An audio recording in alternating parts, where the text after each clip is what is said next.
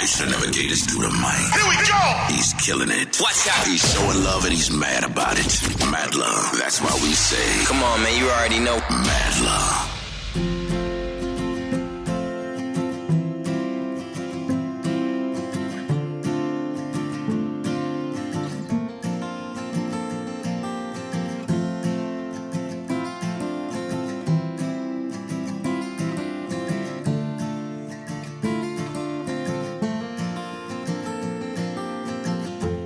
My chest, throw my head back. I see the mountains touching the sky. She looks at me with her golden hair, and the voices sing out, take me home, and the red rocks hold us tight.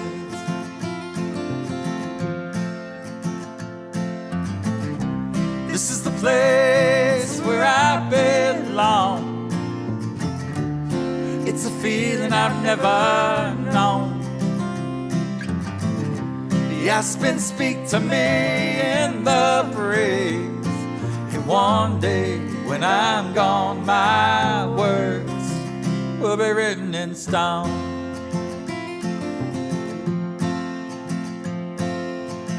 As the world outside is crumbling, our brothers shipping off to war, I'll sing for you about the peace I feel when I'm lying with my lady friends all around and we're cheering for the stars.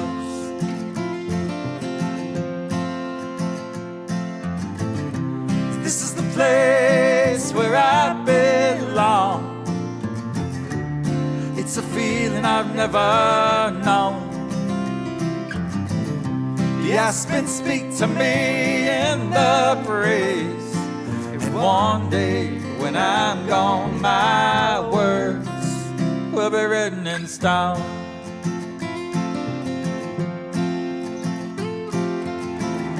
And I'd do anything to fly like the eagle above me. I'd give anything to feel that free.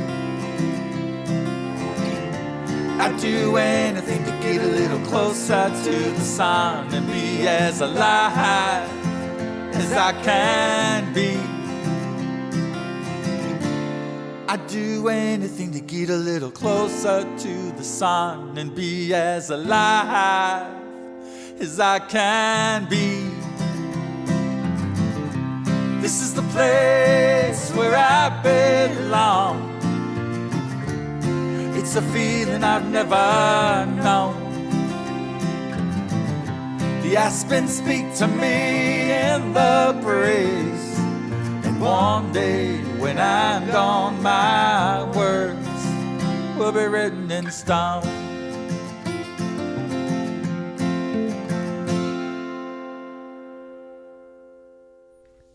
John Mcdonough. I think I said it wrong. I told him I'm going to mess it up all day. But that was a really great song. And we're going to talk about it.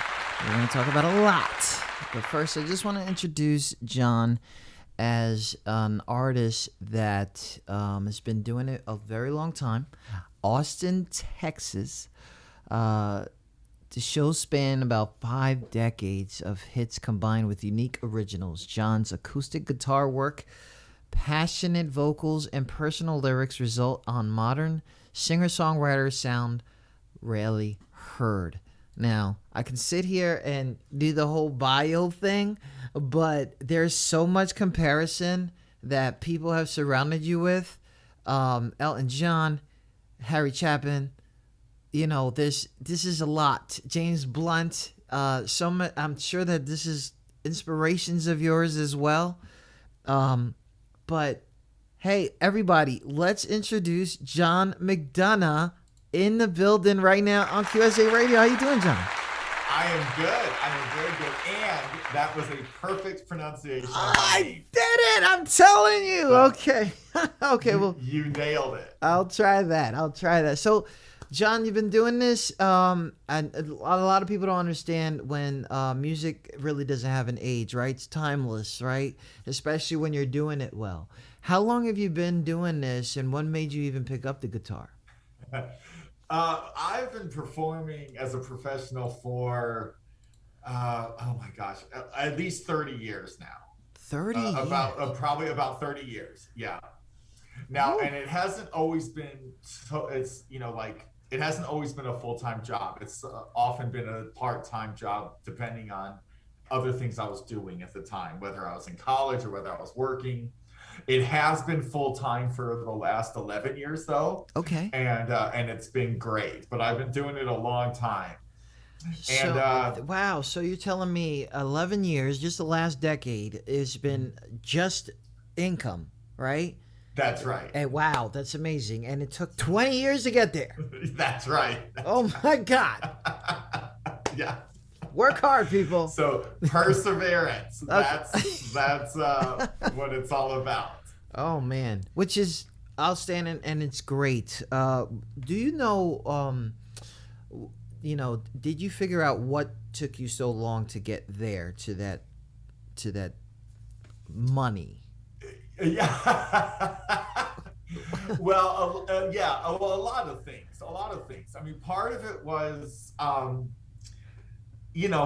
wasn't secure enough within myself to really go for it when I was younger. Okay. That was part of it. I mean, I would have bad gigs and I would get very easily discouraged and down and be like, this isn't worth it. There's other things I could be doing. Yeah. And so, I would come and go a lot in the music. I mean, depending on how hard I was working at it, because I would get, like I said, discouraged from those things. Yeah. And get frustrated. So that was part of it. And then, that slowed me down, honestly. If I had been more secure within myself, I think I could have worked harder at it in the beginning. But instead, like I said, I would get discouraged and go do other things and then come back to music, because music truly is my first love. Okay. And then of course it's just a lot of years of experience and getting better. It's a tough field, and so you've got to be, especially if you're in Austin, Texas, you have to be very good at what you're doing to Yes. Austin is rough. Yeah, right. As much as people think it's nice down there. That's right. It's rough. Right. That's right. That's right. So, it's easy. It's easy to look back and go, I wish I'd done that. I wish I'd done this, but this is what it is. And this is where I'm at. So but it's okay. It's fine. So I've noticed something that's kind of big. Maybe you can clarify on this. 2020 not only kind of like set you back, right? And you're already in this 10 years of music is the income. Mm-hmm. And 2020, you took the time to get better, and you've already been doing it for so many years. Like, that takes a lot, because after a while, everything is working, everything is this, we're getting gigs, we're doing this, and then 2020 happens, and musicians, artists all over the world waiting for things to calm down, and then you're just like, I gotta get better. Like, where was that place? Like, was it loneliness? Was it something? Because I feel like everybody tried to do that, but then they still came out the same. Yeah. Like, well, obviously 2020 was a weird time for everyone, and a tough time for everyone. Yeah. I almost hate to tell the story because I don't mean to be insensitive to other people, but it was actually sort of a good thing for me. In Texas, I was working very hard, and as a musician, you can be fairly isolated. It's a lot of alone time working. And so when this happened, I have a little RV that I travel around in. I go on tour every so often, which That's is fantastic. awesome. Super awesome. It's a lot of fun.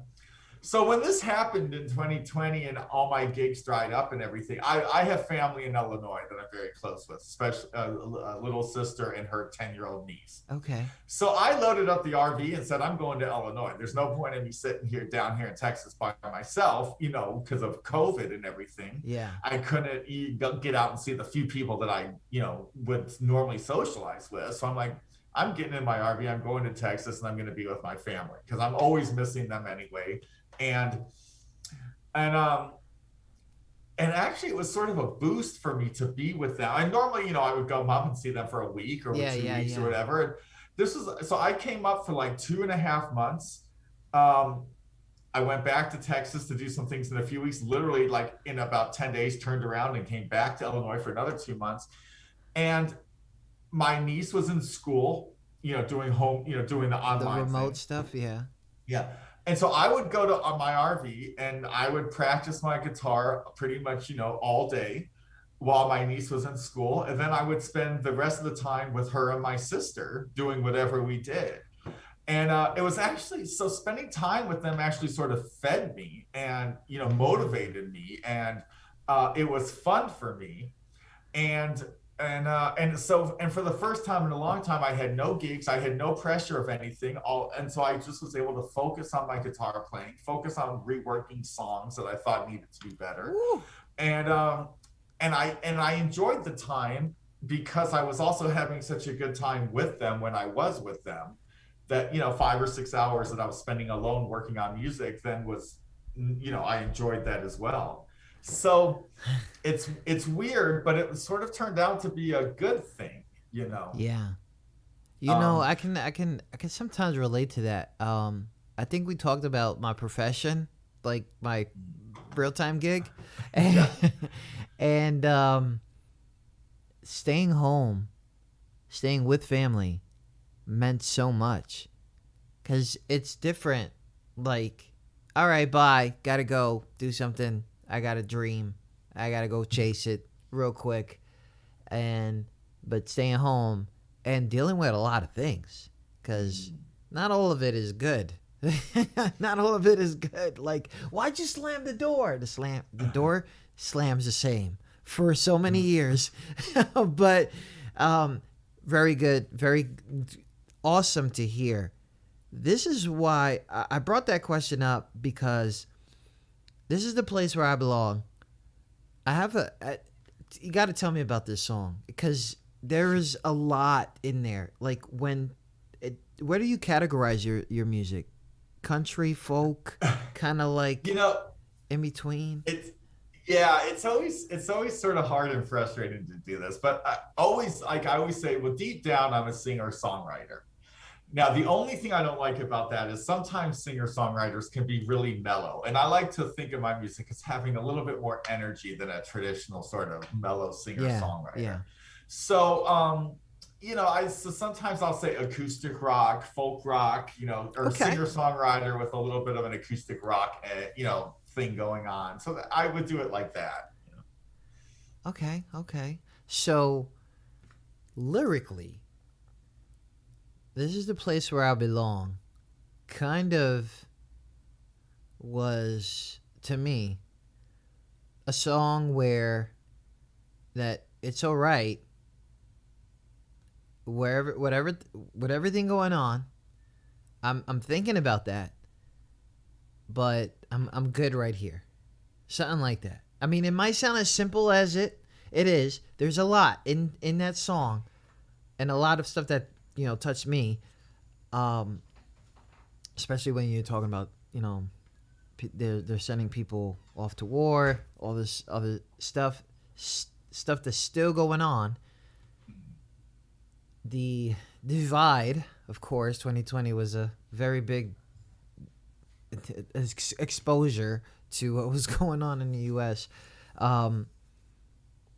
What was this song? What was you trying to do? Because the writing in this, people can just take this anywhere, and that's where you want to do as writing. But what were you trying to do? Well, I'll tell you, it'll be interesting. I hope it doesn't sort of spoil it for you. But the song is actually about John Denver. Wow. And it's, what the fuck? And it's actually an older song. Oh, So, okay. yeah. So the other thing that happened with this time off was I always wanted to do an acoustic CD. And like I said, so during these 6 months where I was with my family up here in Illinois, but I spent a lot of time just sort of working on my guitar skills and also reworking older songs that, I thought were good, but I thought I could tweak them and make them better. And so I did that and I got done with that and I realized, this is a good time to record an acoustic CD. So I have, because I have this downtime to do it. Okay. So all the songs on the CD are older songs that I either had reworked or that I just wanted to record acoustically because I'd always wanted to do an acoustic CD. So that song is about John Denver. It's off of a previous CD called Surrounding Colors. Okay. And and how that song came about is I used to live in Colorado as a young kid. Loved it. We lived out there during the height of John Denver's career. So, he was always on the radio. We always listened to him. And I did a trip to Aspen a few years ago, and I hadn't been there for a long time. And, that's where John Denver lived. And they built a sanctuary for him out there. And I was just really moved by being back in the mountains. I love the mountains. I love Colorado. And I was very moved by the sanctuary. And I came back to Texas and so I just wrote the song about him, because I always John Denver. I'm over here getting emotional. It's John Denver. What? Well, but the good news, when I write songs, I do try to write them a little more universally. Yes. So okay, that's good. So then I'm safe. You're safe, because I wouldn't really expect anyone to know that's about John Denver, and I would want people to find their own meanings in the song. Yeah, that's good. And so I purposely try to keep it a little vague so people can find their own meanings. But that's actually how the song came about. This is what happens when you've been doing this for 30 years. Okay. If you guys didn't know, we're talking to John Mcdonough. Did I do it right? You did. I'm doing it. I'm getting points today, people. 2 for 2. That's right. We're talking to John Mcdonough. We're talking about his acoustic CD that he just got. But he did talk about previous releases. You did have Dreams and Imaginations, Surrounding Colors, as you mentioned, and Can You See Me Now? They all received great reviews and airplay all over Europe. Like, this has to be the internet's work, because when was the last time you went to Europe? Yes, well, I have a couple promoters over there that do a great job for me. Nice. And I have not been over there in a long time, and I love Europe, and I've been there several times, but I've not been in a few years, and I'm dying to get back and play music over there. But the promoters have done a good job for me over there, and so that's how. And acoustic music still really resonates over there. I think it's even more so than here in America. And you know what? I've just, not to cut him off, but the traditional music that we love, right? Like that authenticity. Yes, it can get to pop one day, right? We always want to be a pop star, but the tradition of music, and it just resonates in because they're listening to like old hip hop, they're listening to like old country stuff that we're kind of like, yeah, that's cool and stuff. How about the new stuff? But they just love it. It's just something about keeping tradition to me with them. Yeah, I've been to Europe a few times. Yeah, I'm just sitting there like, really, Frank Sinatra, really? I left the States, but I get it, I get it. And I got some people right now in Europe in the chat. If you guys want to ask questions to John, make sure you guys go ahead and do that. Okay, don't be too shy, all right? Don't do that. But yeah, not to cut you off, but yes, it's outstanding, extremely enough reviews to get you out there. And also getting on American radio charts. That has to be something, like, as soon as things got serious, you kind of didn't expect. But yeah, it's something. It's something. It's working, right? When was it that you took it serious, though? See, there's a serious and there's a serious, right? Because I remember before we talked, before we got on the air, we talked about the struggle of an artist that no one sees. How did you overcome those, and what were some of those really bad times as a musician? So here's what happened. So I was working as a psychotherapist for many years in Texas and doing music on the side. Okay. And for a long time, that was great. I was very happy with that, setup. I was, really into being a therapist, and it was great. I need therapy. Okay, we'll talk about that. But I started to hit a point where I was getting burned out. And I just was like, I just was really burned out. And that was happening right about the same time. I have a sister up here in Illinois, and she's single, and she really wanted to have a baby. And so she got pregnant with artificial insemination. So all this stuff happened about the same time. So I said, okay, I'm going to take 6 months off of therapy. I'm going to go to Illinois and help my sister with this baby. Okay. And then I'll come back to Texas, and I'll go, I'll get back into it. Well, two things happened. One is I got so attached to this baby. I never expected that to happen. And 6 months came and went real fast. And I was like, I'm just not really ready to go back to therapy. I don't want to do it yet. So I decided to spend another 6 months. And I spent the first year of my niece's life up here in Illinois with them. And a year came and went, and I still didn't want to go back to therapy. And wow. It was actually it was sort of a depressing moment, because I wrapped so much of my identity up in being a therapist. I'd worked hard to become a therapist. And for the first time in my life, I was sort of lost. Like I didn't know what I was going to do or what I exactly really wanted to do. I just knew I wasn't happy doing what I was doing. But after that year, it was difficult in the beginning. After the end of the year, when I realized, okay, I think I'm done with being a therapist, and the only thing really calling my name was music.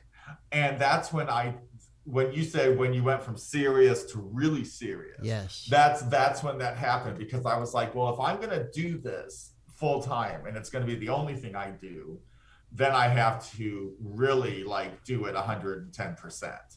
And so that's when I took it up a notch and started really working on my craft and really working on playing live and, making CDs and having promoters and doing all that stuff. So that's when it went from being serious to really serious.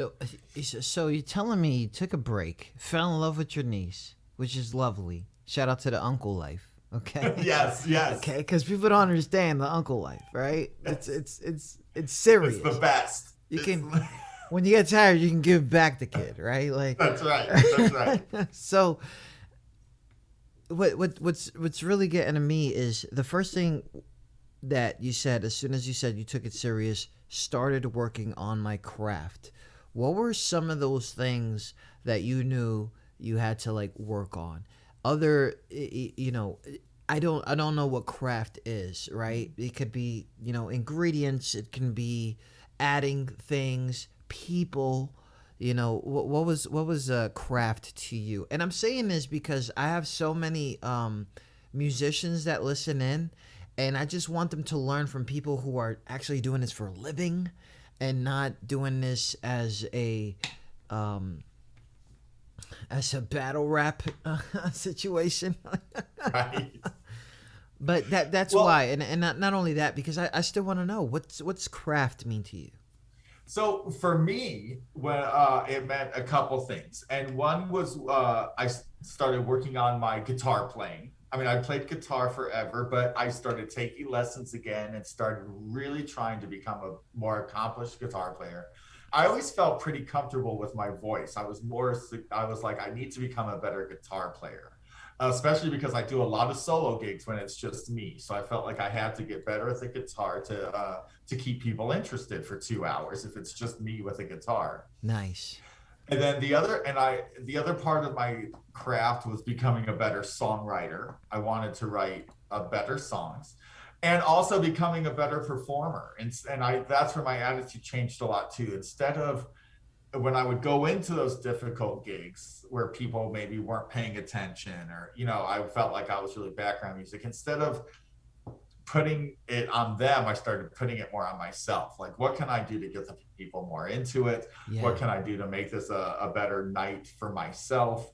You know, and so those were sort of the three things that I started focusing in on, was my guitar playing, songwriting, and becoming a better performer. One of these moments that you decided to talk about, I caught the vulnerability, was the confidence, okay? Because some insecurities take over things, right? Even like when you're scrolling on Facebook or something, like you just kind of like, and you just got to control that. You got to get back into your senses. Go put on a Disney movie or something. Like, you got to like distract yourself. Was that some of those things too? For sure, 100%. And especially with the live gigging, that was a big one where I had to be able to come home at the end of the night and not feel so discouraged and not want to give up. I mean, come home at the end of the night of a bad gig, or be in the middle of a bad gig and not feel discouraged, not want to give up, and instead be like, okay, what can I do to make this better next time? What can I do to be better so I don't have this experience again? You know, and I think part of that's just sort of age and maturity, and, you know, becoming a, you know, more secure person. And part of it was actively working at it and actively like trying to improve that situation. And that's key. And I'm talking to the artist now, but I'm talking also about John's kind of like hump over where it is about you know, building and rebuilding your craft. You took a break from almost everything to be an uncle, which is, I'm sure everybody in the family loves you. This thing about, you know, I noticed things, right? I didn't want to get into it, but I have to. Like, are you usually the tallest person in the room? Like, this guy, I can pass you the ball right now, Jay. I could do that right now. Alley-oop. Is that one of the... Because let me tell you, because I'm going to tell you why, right? Because I'm a 90s kid, right? And I can always tell by shirt sizes, right? So that was one. Another thing is, was your height also part of your insecurities, which is usually not for some people?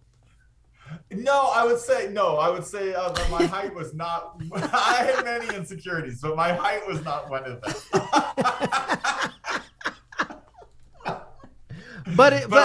But are you usually the tallest? Well, I have a brother who's almost 6'6", so no, I'm not. Okay, nice. But you're right. No, yes, I am actually. Yeah. You're right. I am not. When I look up to people, it's sort of weird to me because I'm not used to having to literally look up to people. Okay, big shout out to everybody listening. If you guys didn't know, John Mcdonough. Oh, I messed up. All right, I got it. So we're talking about, you know, our John's passed on especially like taking music serious. Now we can go back so many years, but that'll bring back like the open mic days. That'll bring back like the not knowing, bringing in people, right? Was that something that you didn't want to do at first, and then you went ahead and you was like, you know what, I need help. I need help here. That person can do that. This guy, you know, I don't want to use my phone for a video or the camcorder, because we all had a camcorder. And I don't want to place it right there and think I'm emotional. Like, I want a videographer to do this. When was it that you was like comfortable to bring people in? That's so funny that you say that. And that's so true, because that was another aspect of me being insecure, which I look back on now and I just roll my eyes because that was so ridiculous. But like when I first got my when I first promoters, I would be embarrassed to ask questions because I didn't want to look like I didn't know things about the business. But that's why you have a promoter. I mean, because I don't know things about the business. That's why these are people here to help you. So, so now I'll ask questions to anyone, and to learn anything I can. But I look back on that and think, oh my God, that was so ridiculous. So again, I think it was just a matter of becoming secure enough, with myself and with my own abilities to be able to ask the questions and not worry that I was going to look stupid or look like I didn't know what I was doing. Because the truth is, I didn't know what I was doing. It took me a few rounds of putting CDs out to sort of figure things out a little bit. And I just, not to, keep it there, but I just want people to know that there is an end to that. And you have to find that. You have to find that kind of direction. And I'm not talking to John. I'm talking to the audience of those who are unsigned artists. You have to find the end of thinking you can do this by yourself. Mm-hmm. Because you cannot. This takes a lot. If you want to get played in Europe in your sleep, you have to know somebody in Europe. You cannot. No one's staying up. If you're not up, they're not up. I cannot take orders from anybody who's sitting at home. I just can't do it. And I can only imagine those who are working for artists. They have to know the artist is serious. And not only that, benefit themselves, which if they don't believe in your talent, they're not going to help you. And that's a good point. And actually, when I started asking the questions and started being like, what can I do to make this better? What can I do to help you? What can I do to, what should I be doing? The promoters actually like that, because that shows that you want to be involved and you want to do everything you can. That actually benefited me, not made me look bad. It made me look better, because the promoter was like, okay, this guy's serious. So what we're going to do is going to take a little break real quick. We're going to John Mcdonough's, this is Your Love Sets Me Free, right? Your Love Sets Me Free kind of got me. I kind of played it a few times on air, off air, in the gym. I play music in the gym. I don't understand why I'm doing this to myself. But, and the reason I say that is because when you're in the gym, it's like you got to listen to some curse words or like people screaming or like beeps going nuts. And I'm over here like, like, we're going to talk about this song right here, what it meant to me. And of course, how you decided, because something about the third song for me in an album, the third song, it just keeps you there. This was one of them. Your Love Sets Me Free, John Mcdonough on QSJ Radio.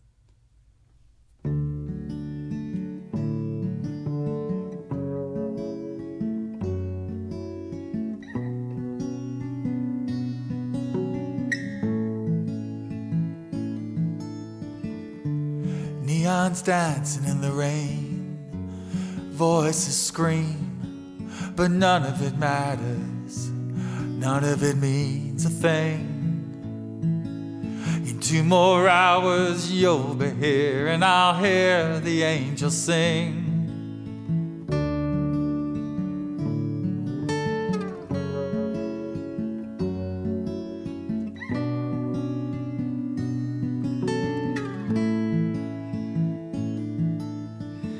Drop your bags and lay me down. Welcome home. Heaven can wait. Let's raise this glass together. Horses run and flowers grow. We'll beat this drum forever. And it's your love that sets me free. Here comes the sun without a minute of sleep. You know everything I think and feel. It's your love that sets me free.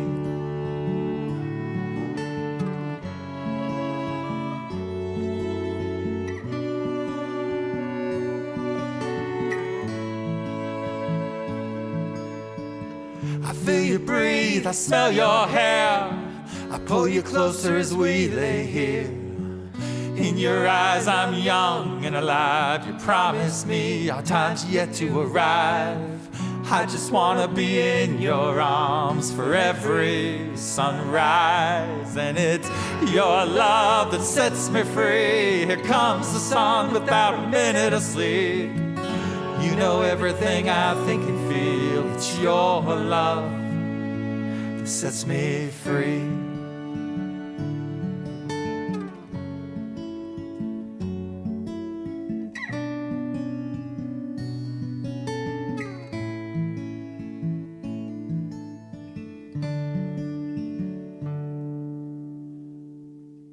John Mcdonough, Your Love Sets Me Free.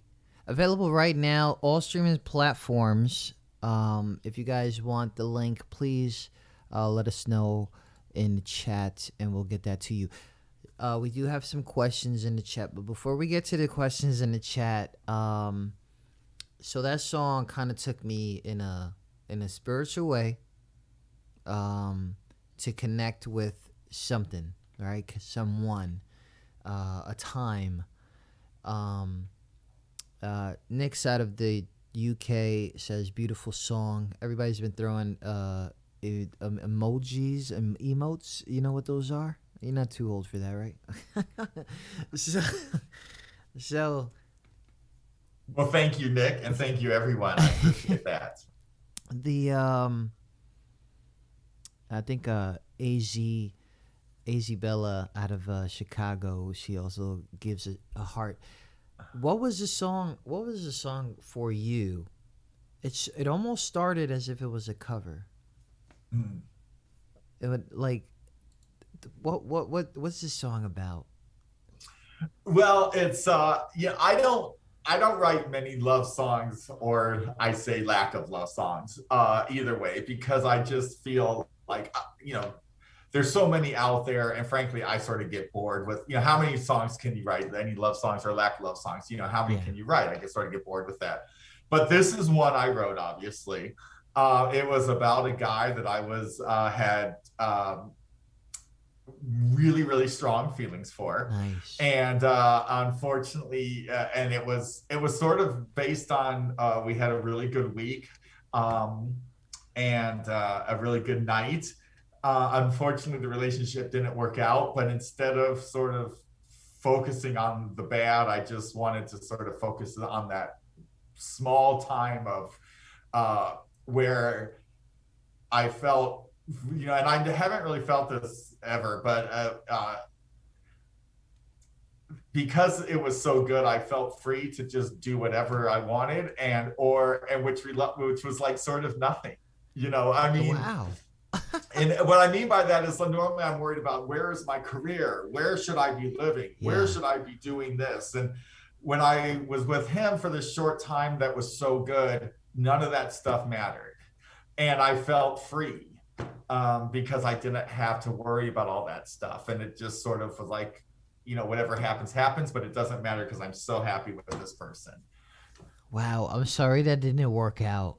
Well, thanks. Oh my God. I didn't know there was a lack of love songs. People, let's get serious. He did tell me that. But anyways, the part where it was like, heaven can wait, right? That's something like, that's force field around you, kind of like, wow, that was a good time. That was a good time. And yeah, I really want to thank you for sharing that and the way you wrote that. No one would have known. I was connecting.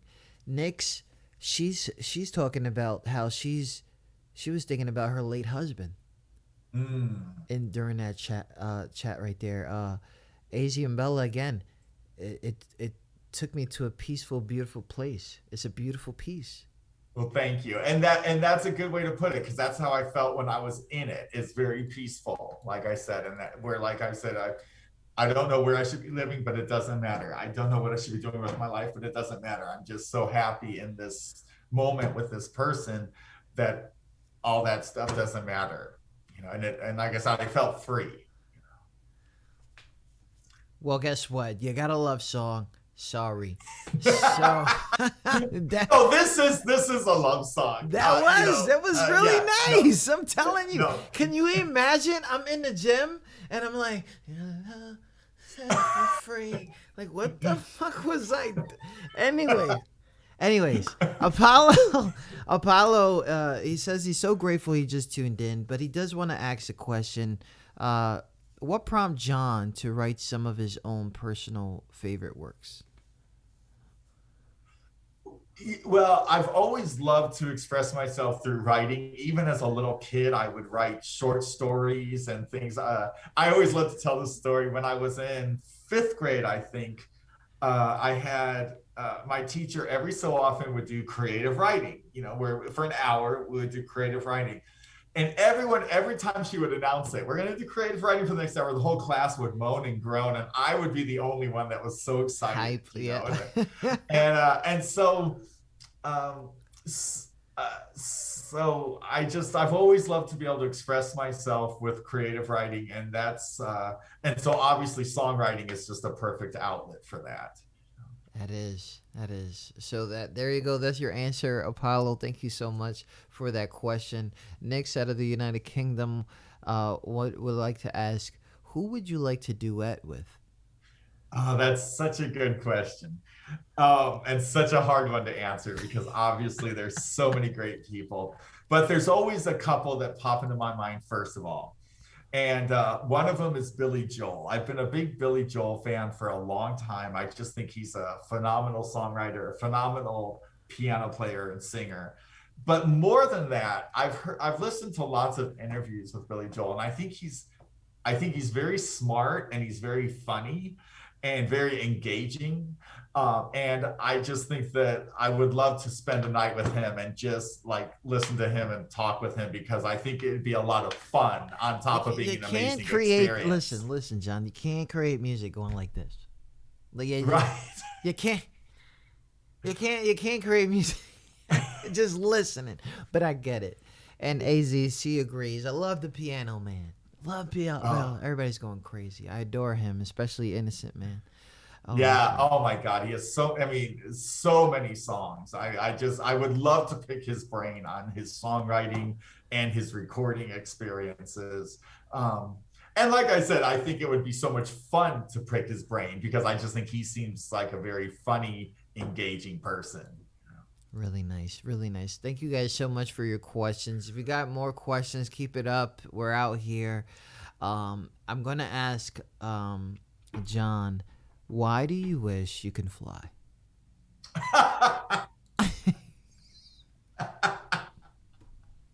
Well, it's another example of feeling. There's just been lots of times where I have felt sort of trapped, but trapped in a way of this is my career. Is this what I should be doing? This is where I'm living. Is this where I should be living? Not feeling totally content in my life and in myself. And so, obviously being able to fly is a metaphor, but for being able to just sort of, leave all that behind and start somewhere new or go, or that feel free instead of feeling trapped. And so that's where that came from. John Mcdonough, I Wish I Could Fly on QSJRadio.com.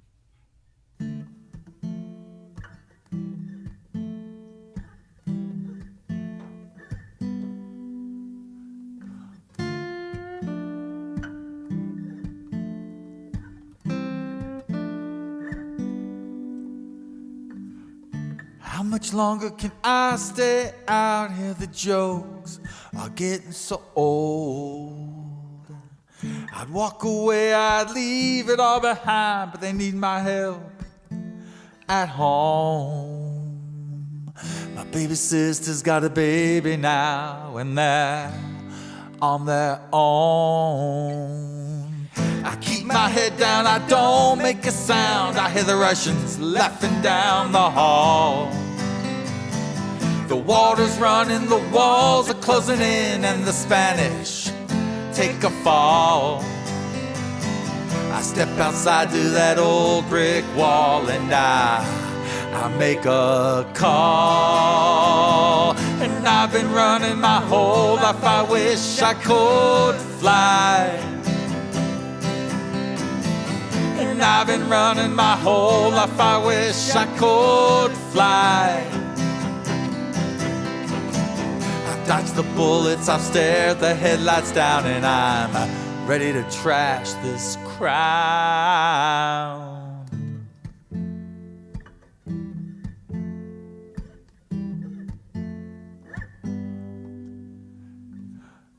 How much longer can I stay out here? You kiss me, then push me away. And all the stares and all the tired questions, they won't go away. I walk alone and I see the hungry eyes ready for tomorrow's play. And I've been running my whole life, I wish I could fly. And I've been running my whole life, I wish I could fly. I've dodged the bullets, I've stared the headlights down, and I'm and I've been running my whole life, I wish I could fly. And I've been running my whole life, I wish I could fly. I've dodged the bullets, I've stared the headlights down, and I'm ready to trash this crowd.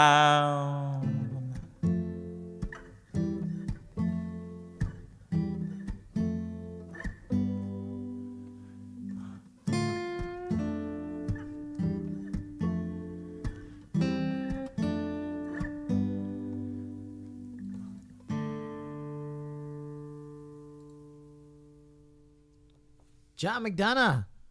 So yeah, what this acoustic thing?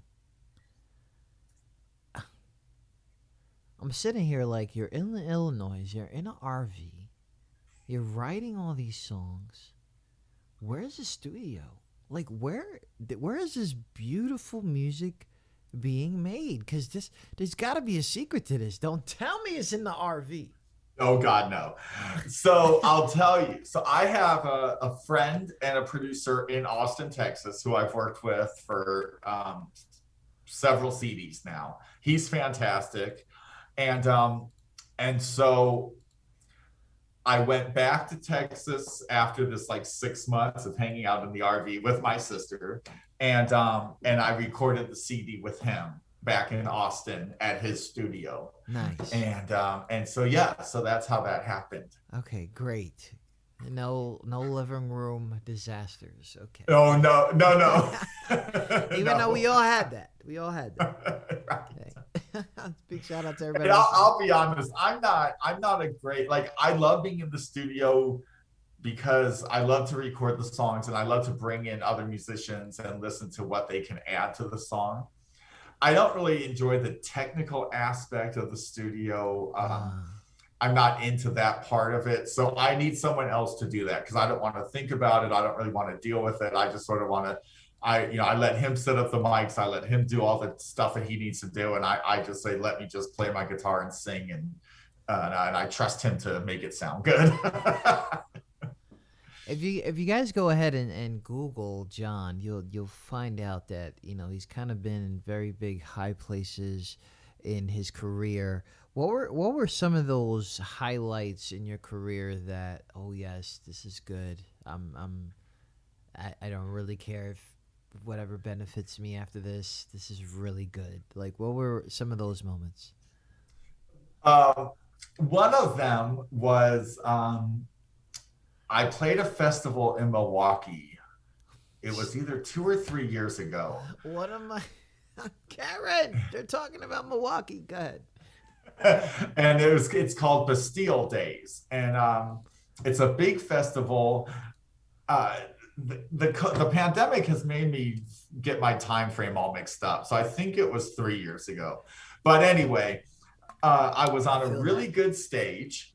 And I could see people for as far as I could see, and I've never played in front of that many people, and it was so much fun, and it was so exciting. And festivals are really fun anyway. Everyone's just in a good mood.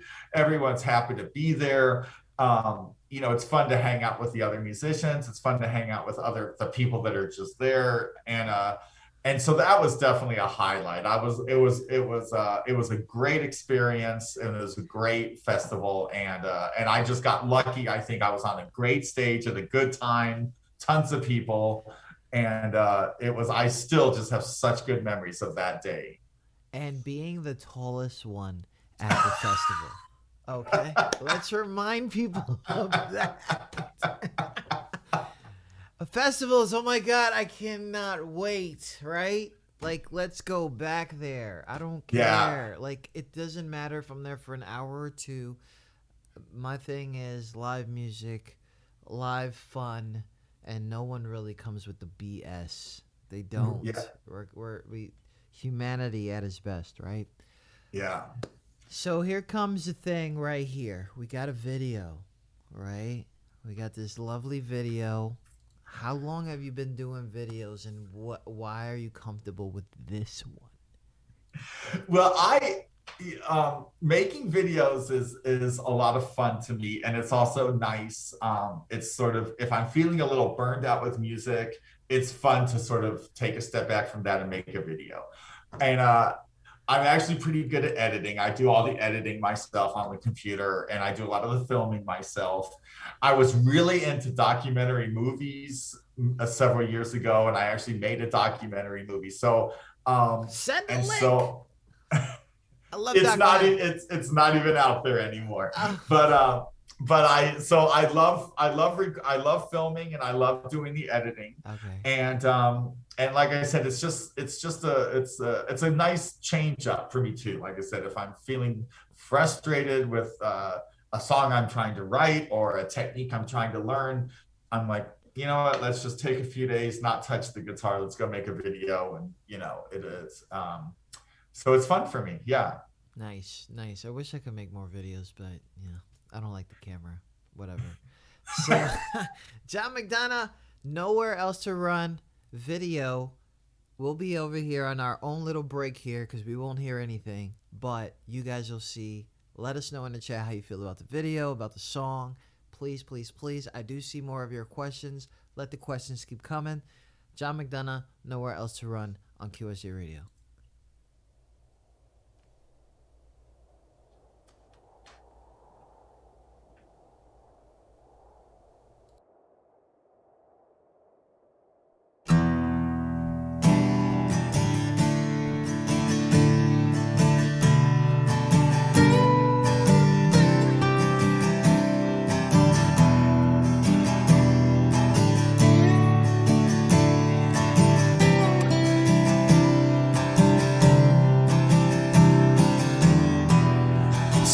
Cold in here,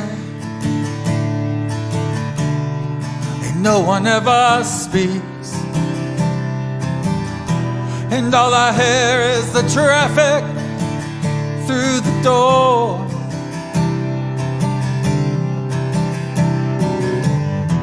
Some days I get lucky,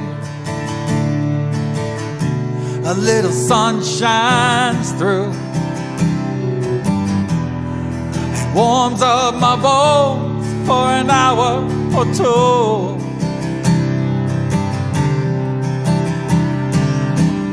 Can I lay my head on your chest?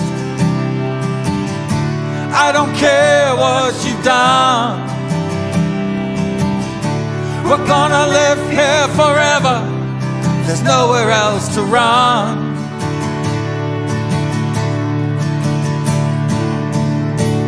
Just the two of us now, under this cold dark stone. We're gonna live here forever. There's nowhere else to run. We got nowhere else to run. I know you don't want to talk. I'm gonna tell you anyway. I had everything I ever dreamed of before I got on that train.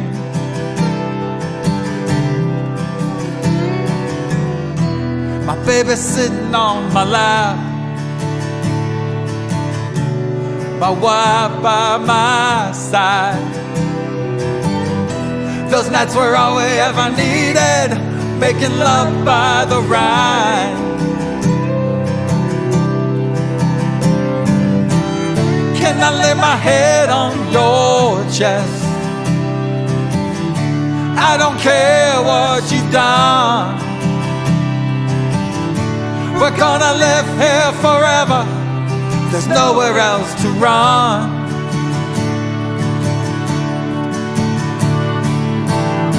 It's just the two of us now, under this cold dark stone. We're gonna live here forever. There's nowhere else to run. We got nowhere else to run.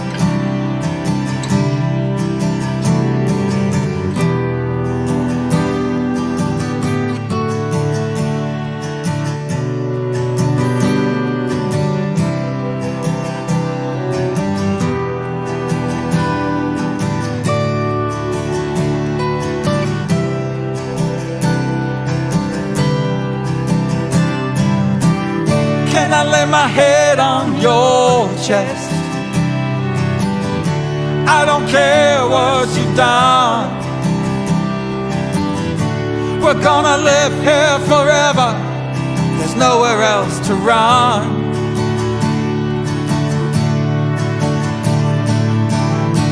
It's just the two of us now, under this cold dark stone. We're gonna live here forever. There's nowhere else to run. We got nowhere else to run.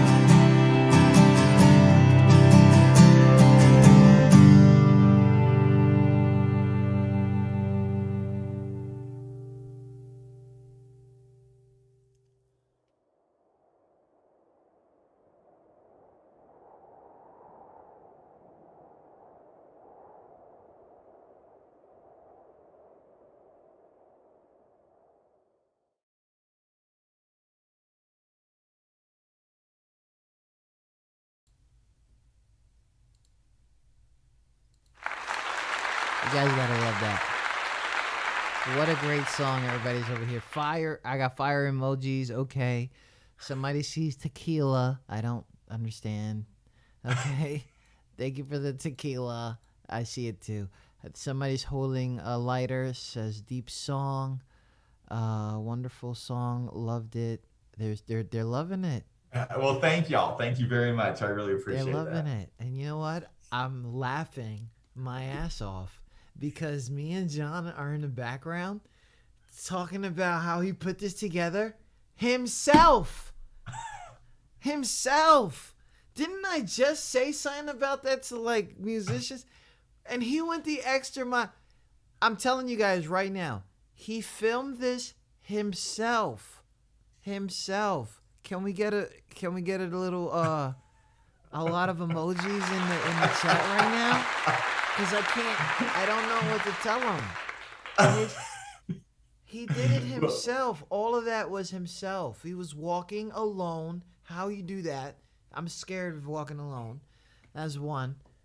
It was in Illinois, right? Illinois. Lovely snow. It was drying up real quick. Oh my God, that was nice.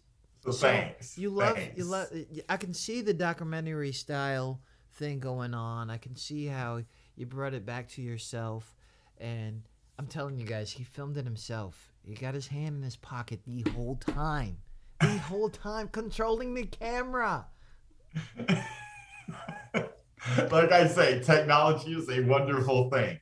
Oh my God, that's crazy. No way someone could have done that 10 or 15 years ago. And that's lovely. You should have never got a drone. I'm gonna say it too. I'm gonna join the club and say you should have never got a drone. Oh my god. Which is lovely. Editing that, putting that into a music. That has to be another fun part of this artistic kind of life that you have, right? It's I really like it, and I'll tell you, like, the documentary I made was, documentaries are just a long process. You probably spend a year filming it, you spend a year editing it, and I learned after that experience that I just don't really have the patience for that. I like to get things done. I like more immediate. That's why I like performing live. I like the immediate give and take.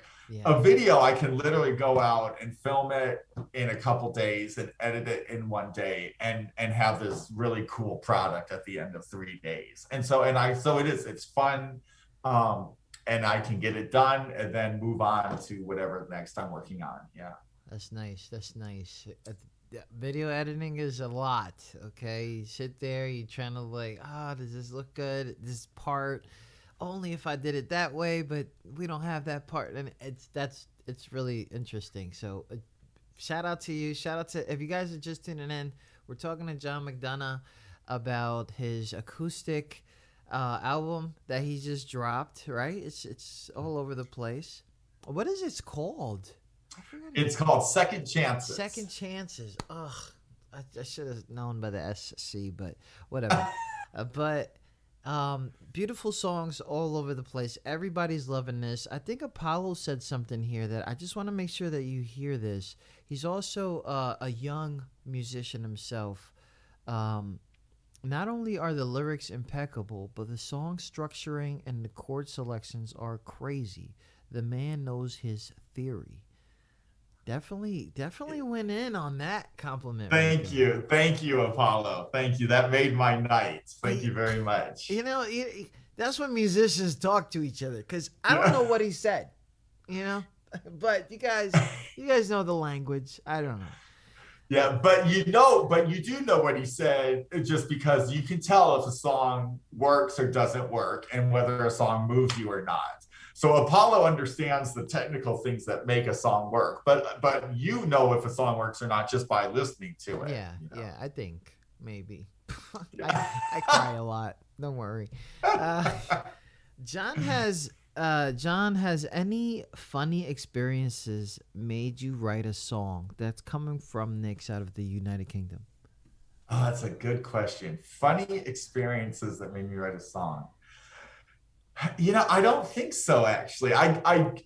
People that my family especially, they give me a hard time. They say that John is all about death and destruction. And and there is an element of truth to that. I mean, I read a lot of books, I watch a lot of documentaries and about war or about the Holocaust or about, all these really heavy topics. Yeah. And I find a lot of motivation in those in my songwriting. And I like to think of myself as I'm a pretty funny person. I have a good sense of humor. I like to laugh a lot. But when it comes to like my songwriting and things, I write pretty serious songs. And so no, I have to say, I don't think I actually ever have turned a funny experience into a song. So, talk about deep.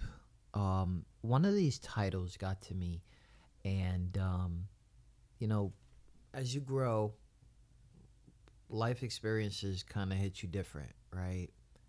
I was maybe in my teens, when I started seeing some of my heroes passing away, and that's something different. Right? Your heroes pass away. The impact they had was 3 minutes, right? They only gave you 3 minutes of a song or a movie, a scene. But then it was like, as you grow, then you start seeing people who gave you life, people who moved you, and you don't get a chance to say goodbye. And that runs a lot of guilt a lot of words. I don't want to talk to you through Facebook. I don't think you can read that. But I want to tell you anyway. I want people to feel it. Like you want everybody to cry with you so that the energy can get to them, right? I mean, am I crazy thinking this? Like, but one of these songs, and I'm telling you, I chose the wrong album to go to the gym with. It was Chest Day, okay? And It was chest day. I can't tell you guys. I love this song right here. I'm just gonna go into it. I don't need a rundown. I need people to hear this because I know as we grow, you only want one more day to say goodbye.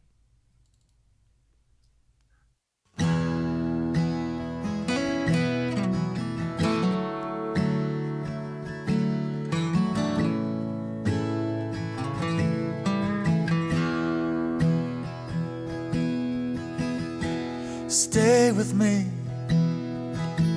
stay a little longer, stay and share my life with me.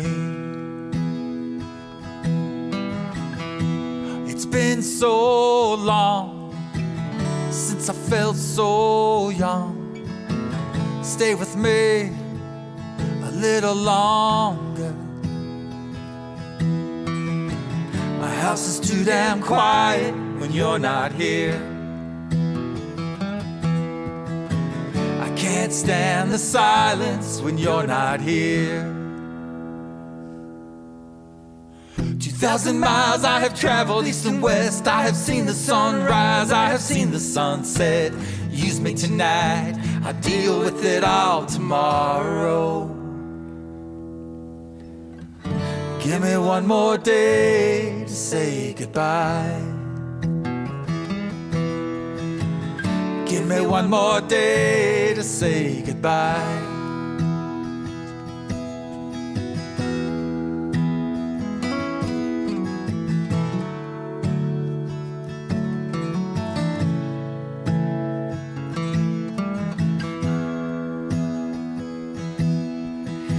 In Hollywood, I'll sell everything I own. Summer feels like 10 years ago. In fields of gold, lovers on the run. Starry nights, the barrel of a gun. Give me one more day to say goodbye. Give me one more day to say goodbye. Give me one more day to say goodbye. Give me one more day to say goodbye.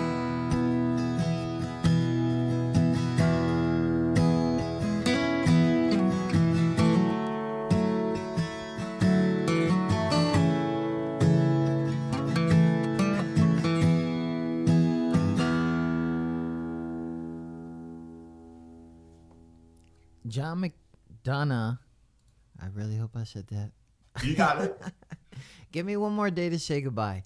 Now, I would have, when I first heard it, it was off the title and I had to go off of that. You know how people just judge. It's whatever, right? And then it started like a breakup, but the way you're writing it just deepens. It just deepens. I got Lori out here from New Jersey saying, "Okay, John, I'm tearing up. You did your job. Great song." Like, Thank you, Lori. Thank you. It's like crazy. Nix is over here. Nix is balling. Nix is one of my deepest followers. She had a late husband. Always thinks about him all the time, and she utilizes us to vent, curse people out. I get it. She's angry, and but she's balling right now. Those words, these things, like it sounds like a breakup, but then it's not a breakup, and then it's just so much. I do want to know the history of the song. Sure. but I don't. Because if I find out it's John Denver, I'm leaving. It's not about John Denver. I can tell you that. I'm telling you, I'm leaving right now. Like, I promise you, it's not about John Denver. Okay. But well, we're going back to Your Love Sets Me Free. It's about the same guy. I kind of had a fucking feeling. Excuse me. Yes. And so what it was is it was towards the end of our relationship, but and I realized our relationship was not going to work, but it was too painful to just be friends with him. And so I was realizing like I have to just like cut him out of my life because it's too painful to just be. He wanted to just be friends. It was too painful for me to do that. And so it was, for me, I had to say goodbye so I could, move on from it. And so that's what that's about. Yeah. I know it. I gotta know it. Like, so to get this right, and I don't want to stay stuck on that relationship because I know it hits deep. You got 2 songs about it on an album of 10. So thank you for the 20%.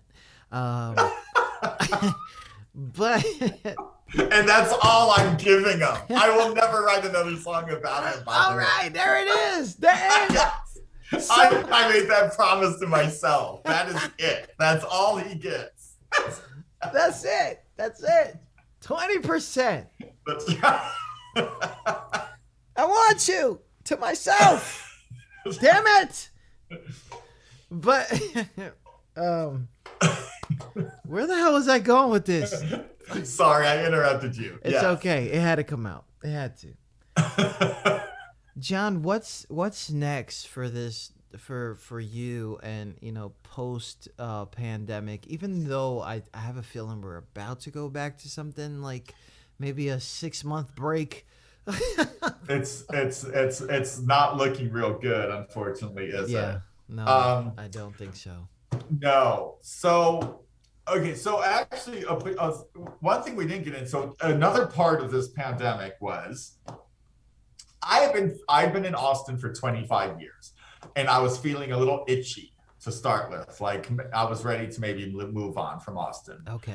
I was feeling like my music would go better on the East Coast, where it's a little more liberal, a little more sort of acoustic singer-songwriter. I feel like Texas has gotten more conservative and sort of more country in the last several years. Yep. And so I was thinking about moving and trying to figure out where. And then it hit me. I ended up moving. I currently now live outside of Chicago, so I can be with my family, and so it's great. So I had a big tour planned for the East Coast, and obviously it got canceled. But that's a big thing in my future. Is I want to travel up and down the East Coast. I'm so excited. So that's. As soon as I feel comfortable doing that, I'm going to put that together again.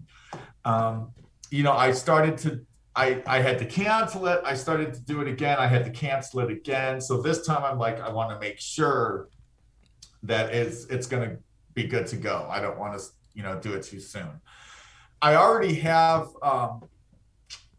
songs written for a new CD. But this one obviously just came out a few months ago, so it's not going to be for a while. But I want to write some more. I'm not ready yet, but I'm close. Okay. So those are my 2, 3 big things. So I moved here in October of 2020, so I haven't even been here a year yet. Okay. So I'm sort of still getting settled and enjoying this new part. After 25 years being in Illinois is a big change, but a nice change. Yeah. And so I'm sort of enjoying that. And I'm getting back to playing gigs again consistently. Hopefully, like you said, it doesn't have to come to a halt again. And then I will maybe in a year from now, a little less than a year, start working on the new CD and get back in my RV and start touring again. Yeah, RV, man. Whew. RV got some history. Oh, what? It's so much fun. I mean, it's a little RV, but it's got a little kitchen, little bathroom. It's got everything I need. So I can go spend 3 weeks in it or so and travel around, and it's great. It's fun. Then I'm ready to come home again for a while and actually be able to stand up when I take a shower and things like that. But what? It's a little RV. It's a little RV, yes. Wow. All right. Shut up. Oh my God, this is amazing. Shout out to everybody listening. Tune in to QSJRadio.com. I really hope that everything goes. So your views on things, 2020 kind of was like an internet time. I think that's what it was, an internet time. And one of these things that I like this didn't like. Well, how are you? What is your view on vaccination? I got vaccinated. I was very happy to get vaccinated, and I talked to people in the industry. I mean, research specialists, people that I trusted, who very quickly made me realize that this was a safe thing. My head wasn't going to blow up or anything after I got vaccinated. And so, I'm glad I did. I'm happy that most of my family has. And I wish everyone would, so we could get back to normal, get past this. Yeah. I did the same thing. What's really crazy is like that, I got these symptoms after, and it said it would, just like the flu shot. You get the flu, you're gonna get sick, right? Because whatever. But when I went back to my doc and I was like, I'm feeling kind of fucked up, right? And then she was like, did you have it before? And I'm like, what? Like, did I? No, I didn't. And I just walked away like, did I have it before? Yeah, you might have. Yeah. You might have been one of the lucky ones who didn't have any real symptoms, when you had it. Yeah, like if whatever, I talk a lot. I take very hot showers. I hope I didn't get anybody sick. That's just the thing, right? This is the whole thing about it. You're just not trying to get anybody sick. Exactly. The end goal for all humans, regardless of what their views are, whether you believe in the money thing, because that's what it is, it's a fake thought, right? Or you believe in other things like rights that people should and shouldn't have, I don't care. The end goal is that we all survive. Mm. And thrive, hopefully, yes. Survive, thrive, go to another planet, go to the beach over there, right? Let's do that. Let's sing songs over there. Let's give them 20%. Let's do this. I'm not playing. I'm not. And normally I don't like to tell people what to do, and normally I don't care what people do. But in this case, it's something that, obviously affects everyone. So, so I wish people would all get vaccinated just so we could all, like I said, get back to normal. I don't even know what it is. What is normal? I don't care. Yeah. You know what I mean? I hate being online with people that close to me anyway. Stay away from me. Right? Like, keep the 6 feet thing right there. Who likes being online that close to anybody? Like, that's a good point. Keep the 6 feet thing right there. Those stickers on the floor. Shout out to the artist who makes them, because they're the best designs I've ever seen. The arrows pointing. Love it. Keep it right there on the floor. 10 years from now, stay 6 feet away Keep from it me. right there. We all can agree on that. Let's get serious. Shout out to everybody listening. Tune in to QSJRadio.com. John Mcdonough with us, and we are going into our fast round. We have now started our fast round, where our guests are asked a few questions about themselves that they wouldn't expect us to ask. Don't worry, it's not like that. Hope you didn't think we were that underground. People. All right, I am ready for this. Okay. Check this out. So we're gonna ask you a few questions, and some of the audience will ask a few questions themselves. It'll be really fast questions, so we can move on really quick. And am I supposed to just answer quickly? Like these are like quick answers, yes, right? I'm not really supposed to elaborate. Just if you want, it's fine. It's okay. We're having a convo anyway. It's lovely. Okay. Some of these things are funny, so if you want to giggle, all right, I'm fine. All right, hit me. Is cereal soup? No.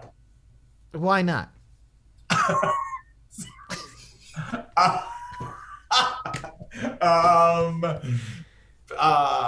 Because it's only one ingredient. What? No, I'm trying. There's two ingredients. It's milk.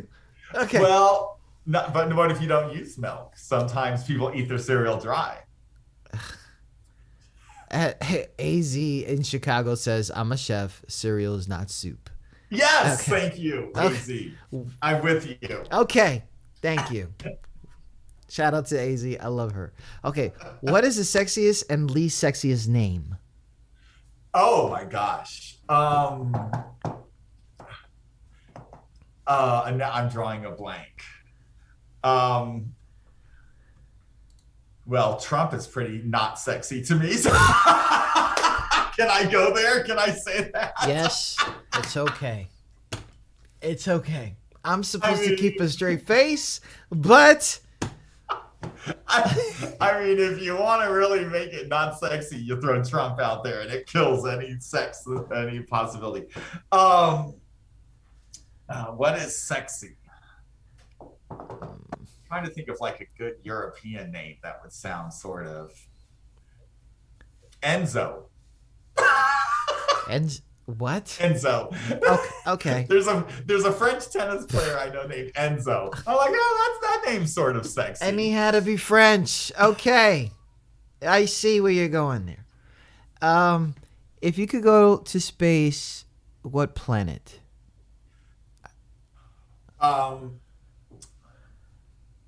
I think I'd have to go to Saturn, because I think the rings, looking at those rings, I think would be pretty incredible. I got a question here from Z. I don't know if she's asking me or you. Your favorite deep dish pizza place? Of course, there's a place in Chicago. It starts with a G, and now I'm blanking out on the name of it. Somebody in Chicago's in here. They'll answer it here in a second. Yeah. Thank you, Chicago. What's invisible but you wish people could see? Oh my, that's a great question. What's invisible but I wish people could see? Don't say my thoughts, because my thoughts are dirty. Honestly, not my thoughts either. Definitely not that. Don't do that. What's invisible but I wish people could see? You know, I have an answer for this. I think, like, I wish people could see the goodness, the goodness in other people. Yes. I think there's like, and I mean, I think 99% of the population is a loving, caring person. Of course, it's the 1% that we hear about. It's the 1% that makes the news. It's the 1% that says the horrible things about other people. But I think for the most part, people are, have good thoughts about other people, have positive thoughts about other people, want to support other people, are loving, and I wish we could see that. I got the answer out of Chicago. Geno's or Giordano's? Giordano's. That's the one I was thinking of. Okay. Yes. Thank you, Chicago. Yeah. Whoever that is, thank you. That's AZ. Shout out to AZ. AZ, thank you. That's guys in Illinois, man. I got an Illinois audience today, people. Like, Is a hot dog a sandwich? No, Why not? it's round. I don't know. I don't A need hot no dog. chefs. I don't need no chefs coming in here. Ask AZ. AZ is a hot dog a sandwich? Yeah. She'll say no. What is the best Wi-Fi name you've seen?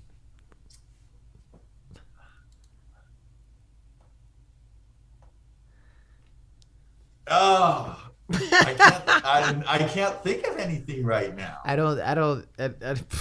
People have become ridiculous with their Wi-Fi names, so it's like, whatever. And the truth is, like, I don't even really like. Yeah, I don't know.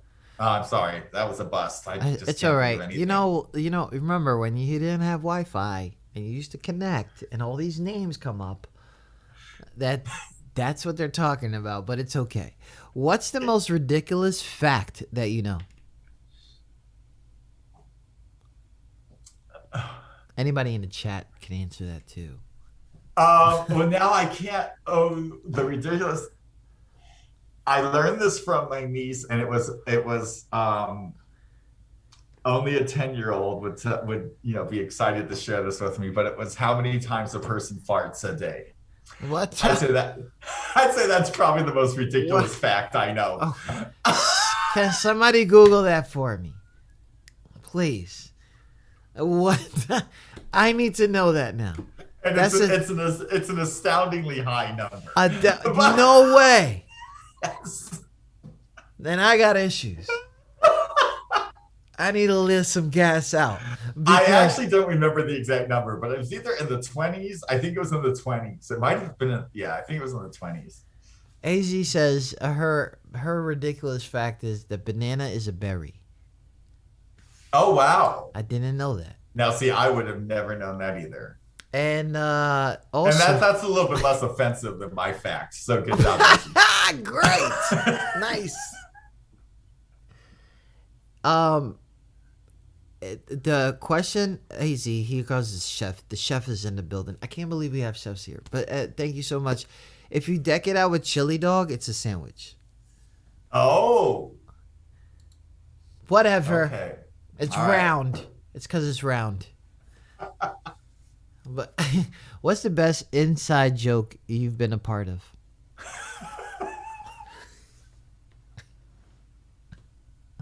I can't say it. What? Can't say it. Yo! What? It's too dirty. I cannot share it. Okay. It's too dirty. I can't. Oh, the question's again a little ridiculous. How many chickens would it take to kill an elephant? Oh my god. I have no idea. One. It's a what? What body part do you wish you could detach and why? Oh God. What the fuck are we doing? My nipples. What I have large. What are we doing? What are we doing? What used to... Yo, pass. What used to be... What used to be... My nipples. Yo, that's like one of our favorite words here. What used to be considered trashy, but now is very classy? Tattoos. True. I got some. You know, somebody thinks that was the first thing that popped into my head. Talk about a culture shift regarding tattoos. I'm right? telling you. Whew. And for those who still don't like tattoos, please go get one. All right. What are some of the nicknames you have for customers or coworkers? Well, one, I was talking about my friend producer in Texas, and I didn't come up with this, but this is a pretty good story. So his nickname I met him through another person who called him Kip. Now, Kip was the person on that movie. Oh God, what was the name of that movie? It was about this is gonna drive me insane. I got Google right here. Pedro. There was Pedro in it. You know, Pedro was the best friend of the guy with sort of the red bushy hair. And Napoleon Dynamite. Yes. I'm telling you, Google. Shout out to Google. Yes. Anyways, Kip and so this guy called this guy Kip and introduced him as Kip and referred to him as Kip.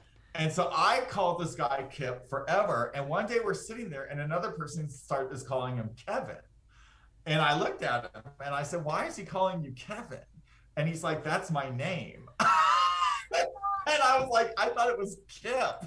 And he's like, no, that's just what this other person always called me. Then he never corrected me. Wow. So that was a pretty good nickname that stuck. That's nice. Big shout out to everybody listening. We're in the middle of our fast round, and it's getting ridiculous. Okay. Yes. Who asked the question about the body part that I would want? Oh, that was me. Sorry. I'm just reading stuff. I should have known it was you. What two totally normal things become really weird if you do them back to back? Oh my God. These take some thought. Two normal things that become weird if you do them back to back. Okay, I'm gonna think of something. Again, laughing. No. These are like dirty questions. Are they really? It's because it's late. I'm telling you, it's past dinner time. Everybody thinks crazy. It leads to dirty thoughts because that's the only way like that would become weird. Do normal things back to back that are weird. If it's in like the they love it in the chat. Sex, they love it in the chat. It becomes dirty. I bet they are. They love it. They love it in the chat. I'm telling you, they're in there like, I want to answer, but what would the world be like if it was filled with male and females copies of you? It went back there. How did it go back there?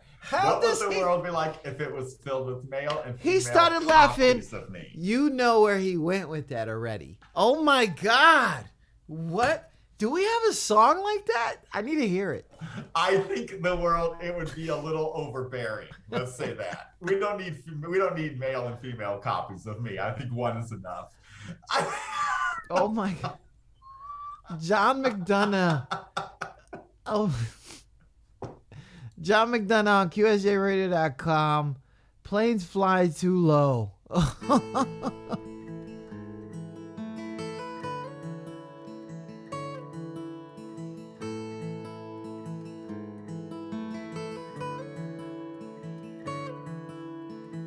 You wanna go to the desert tonight. You wanna see the children play. The New Year's just an hour old and you still can't be alone. I never thought I'd see you again. I never thought you'd come back here. You cry out, get in my car. We'll drive to the border and forget who we are. And sometimes the planes, they fly too low. Sometimes the planes, they fly too low.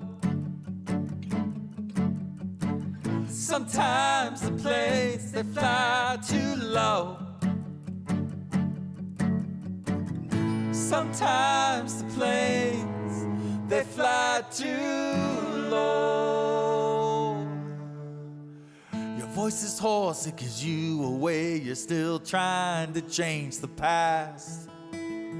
You fall to your knees, your hands rip at the grass. A picture of your baby is all you have. And sometimes the planes, they fly too low. Sometimes the planes, they fly too low. Sometimes the planes, they fly too low. Sometimes the planes, they fly too low. It's time we stand up and be who we are. Let voices ring out and be who we are. Wash ourselves clean and be who we are. It's time we stand up and be who we are. Sometimes the planes they fly too low. Sometimes the planes they fly too low. Sometimes the planes they fly too low. Sometimes the planes they fly too low. John Mcdonough on QSJRadio.com. Before we get John back on here, I just want you guys to know that these songs were kind of his favorite songs from past CDs.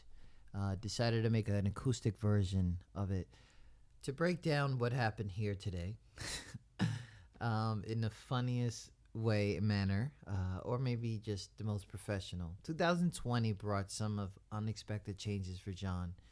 With the pandemic and travel restrictions, John used this time to work on his guitar skills and record an acoustic CD named Second Chances. We've been hearing so many songs from it today. Some of you guys have heard it through our shows, and some of them you're hearing for the first time.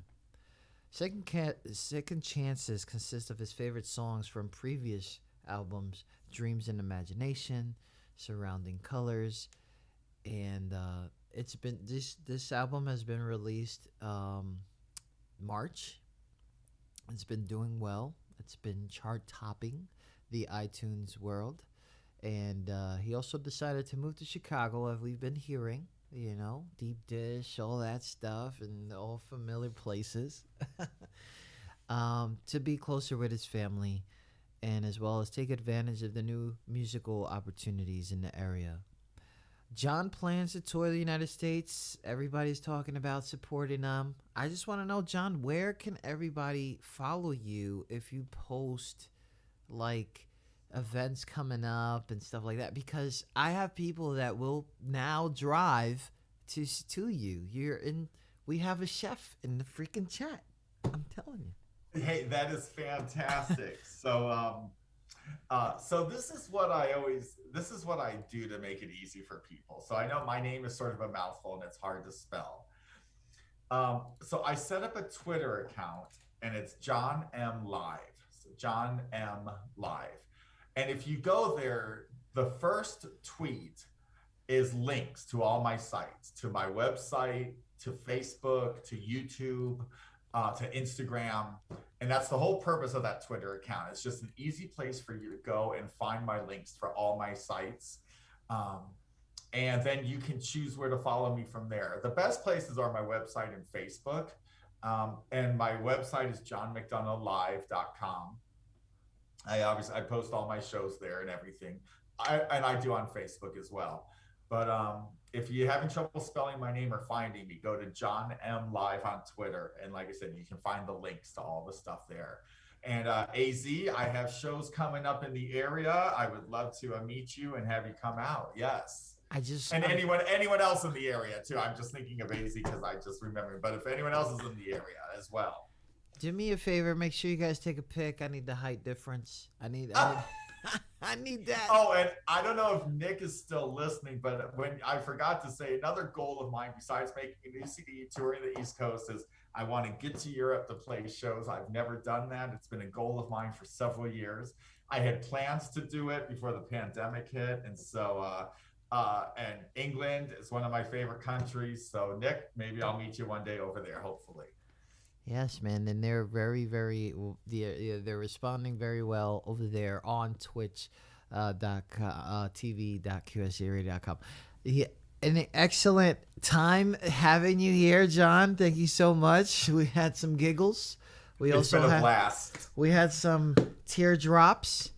We had 20%, and that was that's about the 20% we're giving them, right? So that's right. That's all I can give. 20%. And we're done. We're done. We're done, right? We're done? Okay. Remix coming out. So my show is based on unsigned artists. You know, they're trying out there. They're doing their best. What is some advice that you would give to artists who are starting, who probably even think they got it like that? What's some advice as someone who's doing this as a living can give to these unsigned artists? Sure. I always say the same thing, and I think this is the best advice I can give and the best advice I've heard. And I'll tell you how it came about. I have a very good friend who's also a musician in Austin. And several years ago, we were talking, and there's so much stuff you can record, you can play live, you can do live streaming, you can make music videos. And I looked at him and I was like, there's so much stuff to do. I was like, what do you focus on? And he goes, you have to do it all and do it all the time. And I thought that was really the perfect thing to say, because you have to play live, you have to, write, you have to work on your craft, you have to make music videos, you have to do it all, and you have to do it all the time. And that's the bottom line. And this is how I try to look at it. Instead of it being overwhelming, because it can seem overwhelming, I like to look at it as ways to not get burned out. If I'm struggling with the songs I'm trying to write and nothing's coming, I'll be like, okay, let's go learn a few cover songs and just take a break from that. Or if I'm, playing lots of gigs and feeling a little burned out with playing live, I'm like, maybe this is a good time to make a CD and take a break from playing live, and then we can get back to playing live after I make the CD. Yeah. If I'm burned out with practicing and just sort of burned out with music in general, I'm like, let's go make a music video and do that for a little bit. So that's how I sort of think about it to help me not get burned out, but still always trying to be productive. So it's basically like do everything you have, but have kind of a schedule and not put everything in the schedule at the same time. You're going to have to take breaks. Exactly. Mix it up a little bit. That's right. Big shout out to that. Thank you so much, John, for coming on here, giving everything to us, and such a great conversation. People are asking us for you to come back again. So when you do drop that next album, I definitely got you. You're here. You're stuck. I would love it. So thank you. And thank you for everyone who was listening and asking questions. It's been a blast, and I would love to come back. Yes. Thank you, John. And we'll talk soon. Okay. Sounds great. Big shout out to everybody listening. Tune in to QSJRadio.com. Home of the unsigned artists. You already know John Mcdonough. I hope I said that right. But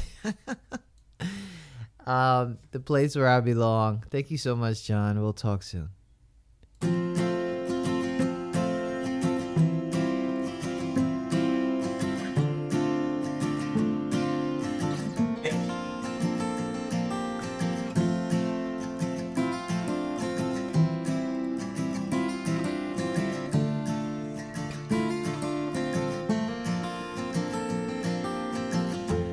My chest, throw my head back.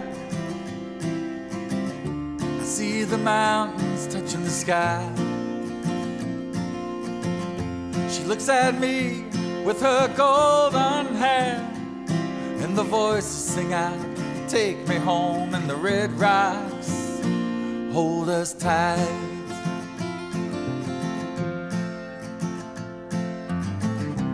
This is the place where I belong. It's a feeling I've never known. The aspens speak to me in the breeze, and one day when I'm gone, my words will be written in stone.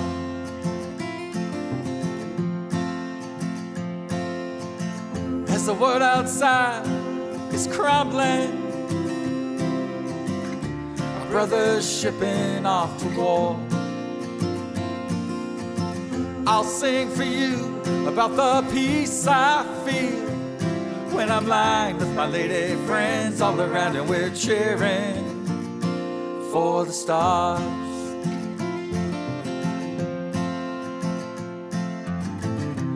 This is the place where I belong. It's a feeling I've never known.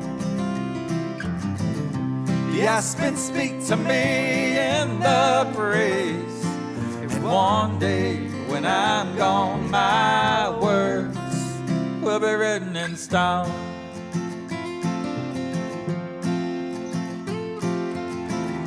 And I'd do anything to fly like the eagle above me. I'd give anything to feel that free. I'd do anything to get a little closer to the sun and be as alive as I can be. I'd do anything to get a little closer to the sun and be as alive as I can be. This is the place where I belong. It's a feeling I've never known. The aspens speak to me in the breeze, and one day when I'm gone, my words will be written in stone.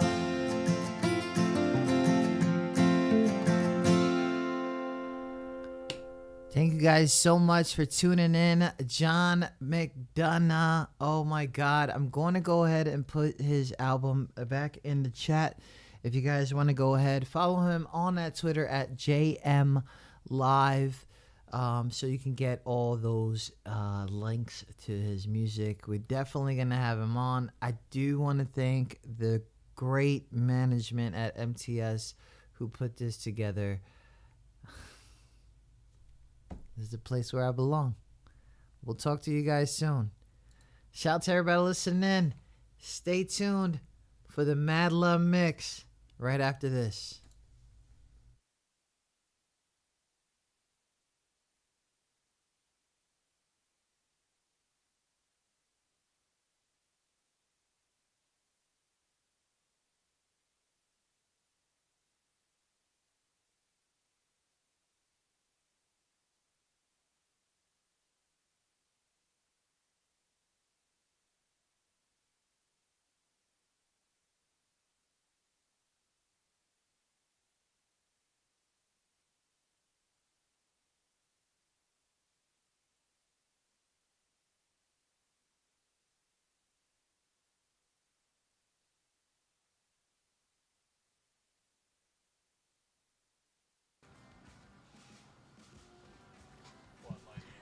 Oh my goodness.